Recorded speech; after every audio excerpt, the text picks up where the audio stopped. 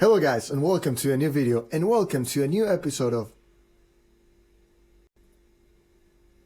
Hold on a second, let me show you something. Awesome. Okay, so let's try that again. Hello guys, and welcome to a new video. Today I'll tell you the story of how I first got into death metal. Funny story. First, let me take you back to 2002. I was 15 and broke, but very much into music. Any money I would get my hands on, I would invest back into CDs or music. Mainly Queen, but soon enough I had every CD that I could find at a store, having to wait 2 to 3 weeks for them to get new stock. And even then, they would restock the same CDs I already had. And that sucked. The internet was mostly dial-up, but some very lucky dudes were getting blazing speeds of 1.5 megabits per second with DSL modems. They could also be on the phone and surf the web at the same time without having to worry about getting a call in the middle of a download session that would cancel out your download in the last minute out of 2 hours of downloading, only to have you start over every damn time.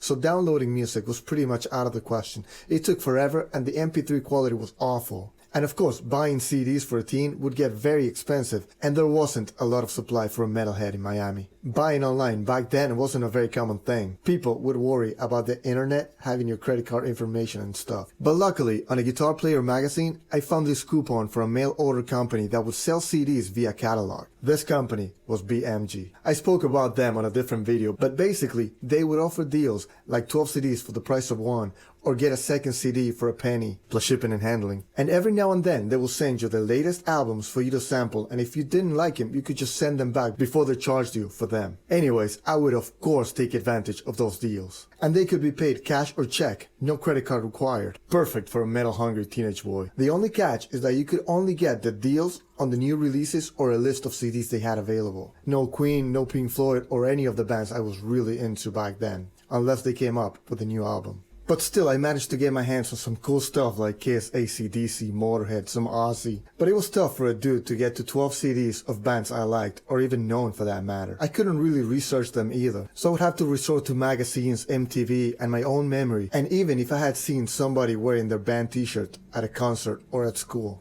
Also, back then you could go to the record store and sample some music by scanning the barcode of a CD into a screen that had headphones on. So that would help, providing that they had the CD in stock. So I would actually write down the names of the CDs that they had available in the catalog and run into FYE, Specs Music, or Uncle Sam's to check them out. But sometimes even that was not possible, so I would just trust my gut and look at the band names and the song titles and just hope for the best. Sometimes I would even order CDs I knew I didn't like because I knew somebody that liked them, so I would save them as gifts for upcoming birthdays and stuff like that for friends and family. And that's how one day a Cannibal Corpse CD actually made it into a 12 CD deal. I was intrigued by the name, and there were no pictures on this catalog, but it was under the metal column, so I figured I'd give him a shot. And this album was Bloodthirst from 1999. Now the 12 CDs for the price of one was a once-a-year deal, so I tried to savor it as much as possible. I would open up a CD and listen to it for at least 2 weeks before cracking open a new one. So after listening to We Are Motorhead, which I was really excited about, and listening to some disappointing albums like Psycho Circus, I decided to give The Corpse a listen. Mind you, at this point I had not been exposed to death metal, and I hated it. I could not understand the lyrics, and the guitars were tuned so low, and the drums just sounded like a mess. So this is where the whiskey analogy comes in. Just like your first sip of whiskey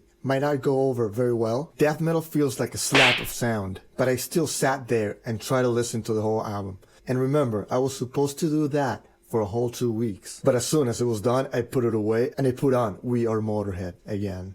So after going through the 12 CDs, I decided to put this guy back on again. Hell, I've already paid for it. So this time I psyched myself and I prepared myself for what was going to come out of my speakers. And I was actually not that disgusted the second time around. Still unable to understand it, I kinda liked Unleashing the Bloodthirsty. It had this very dark sounding, slow chorus that reminded me of Black Sabbath.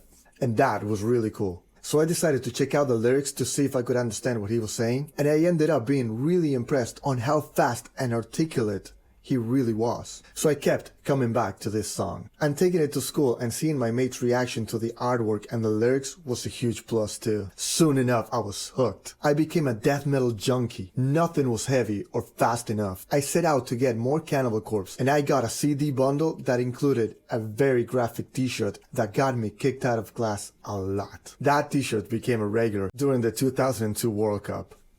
Anyway, I understand death metal is not for everybody. Same as whiskey is not for everybody. It might just be too strong for most people. But a lot of people don't give it enough of a chance. You should definitely do your homework first. Just like you start out drinking Bud Light